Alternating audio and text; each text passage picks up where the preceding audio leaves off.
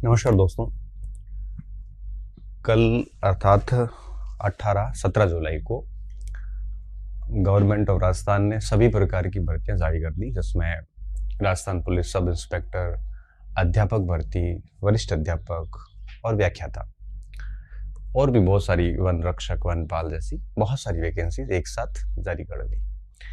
अब इससे ये संकेत मिलते हैं कि अब सरकार इस प्लान में है कि हर वर्ष वो भर्ती जारी करेगी, और चूंकि हर वर्ष अगर वैकेंसी आएगी तो उस वित्त वर्ष में जितनी भी खाली पद होंगे उसी अनुसार वो वैकेंसी आएगी। तो स्वाभाविक सी बात है, कम पदों पे आएगी, हर बार ये अब कम पदों पे आएगी अगर हर वर्ष आती है। तो पहले क्या होता था, 3-3, 4-4 साल में वैकेंसी आती थी, तो 3-4 साल के पद जुड़ के एक भर्ती होती थी।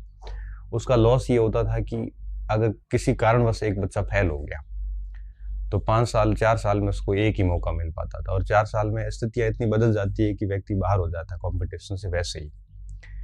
और उसका उस पैटर्न का फायदा ये था कि एक साथ अच्छी संख्या होती थी तो थोड़ा मोटिवेशन बना रहता था।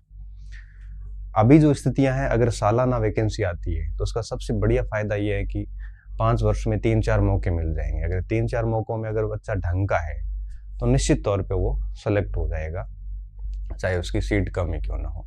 ये पॉजिटिव पॉइंट ये है कि उसको 4-5 साल के अंदर ही आपकी 3-4 साल अवसर ले लेगा। सिलेक्शन हुआ तो ठीक है, नहीं तो कम से कम अपना दूसरा कुछ काम देखेगा, क्योंकि 3-3, 4-4 अटेम्प्ट में भी सिलेक्शन नहीं होता है तो फिर मुझे लगता है कि जिद करने की आवश्यकता नहीं होती।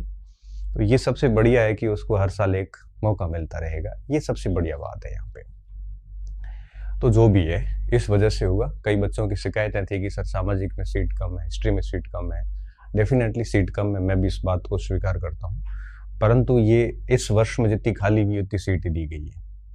तो हर साल अब यही होगा कि अभी छोटी आ रही है तो आगे थोड़ी बड़ी बढ़ जाएगी, इसमें कोई कुछ कर नहीं सकता। अब जो है वो उसको आपको स्वीकार करना पड़ेगा। सीट कम है, निश्चित तौर पे मैं मानता हूँ। ये वीडियो देखने से पहले मैं आपको सिर्फ ये कहूँगा कि आप जिस भी भर्ती को टारगेट करना चाह रहे हैं उनके विज्ञापन जो है, जो कल जारी हुए हैं, उनको बहुत अच्छे से पढ़ लें। उसका पाठ्यक्रम क्या है, उसमें आयु से संबंधित पात्रताएं क्या है, एजुकेशन क्वालिफिकेशन से संबंधित पात्रताएं क्या है। क्योंकि कल से जब भर्ती आई है उसके बाद से बहुत सारे स्टूडेंट के मैसेज थे कि सर मेरी आयु ये है, मैं पात्र हूँ कि नहीं हूँ। अब ये बातें आप किसी शिक्षक को पूछने की बजाय मुझे लगता है आपको विज्ञापन को अच्छे से पढ़ना चाहिए, क्योंकि वहाँ पे सारी समस्याओं का समाधान आपका हो जाता है। तो मैं विज्ञापन पे बात नहीं करूंगा, आप उसको अच्छे से पढ़ लेना, ठीक है। और जो भी आपका डाउट है वो आपका एडवर्टाइजमेंट ही क्लियर करेगा, क्योंकि हमारा भी कोई डाउट होता है तो हम भी वो विज्ञापन जो सरकार जारी करती है उसी से, नोटिफिकेशन से ही हमारा भी क्लियर होता है, तो आप भी उसको ही पढ़ लीजिए।